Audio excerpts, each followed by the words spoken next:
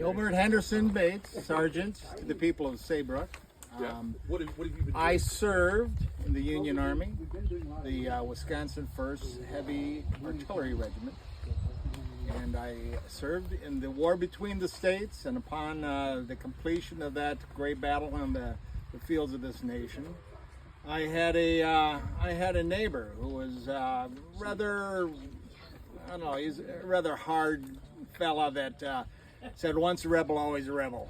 You can't march through the South with this flag without getting spat on and yelled at and screamed at and things thrown at you and that. And I said, I bet you I can do it. And so we made a bet that I could march through the South with this flag just a few years after the end of the war between the states. I started in Mississippi and I marched towards Washington.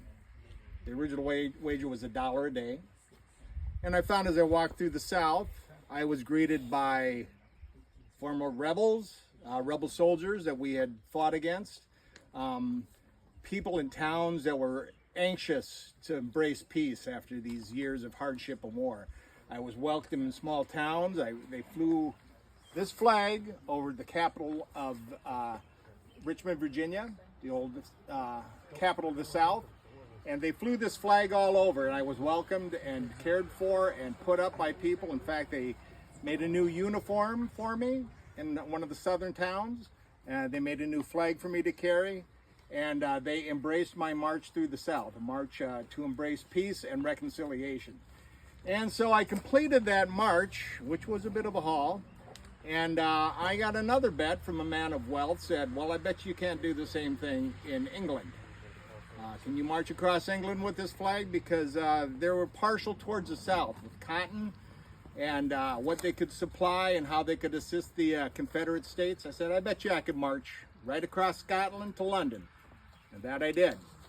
I was put up by people all across little hamlets and towns that embraced, again, peace, a peaceful resolution to the war in the United States.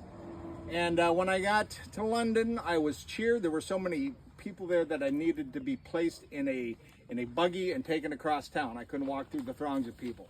And I had a friend that had put up that money, and I wired him and said, you know, you keep the money. This March for Peace, the reward for reconciliation and recognizing that, was more than any coin can give me pleasure with. So I wrote many books after that about my marches and my support for peace and reconciliation among people who have different paths, different views, and just an idea, a thought, to always carry a flag with you and in your heart, the right reason why you're carrying it and marching for the right reason. So thank you for joining me. And where's my headstone, by the way? It's over yonder near the graveyard. I heard something going on over here, though, so I decided to do another little march and just kind of bore you with my story. So, enjoy the rest of your stay here. Well done. Well done.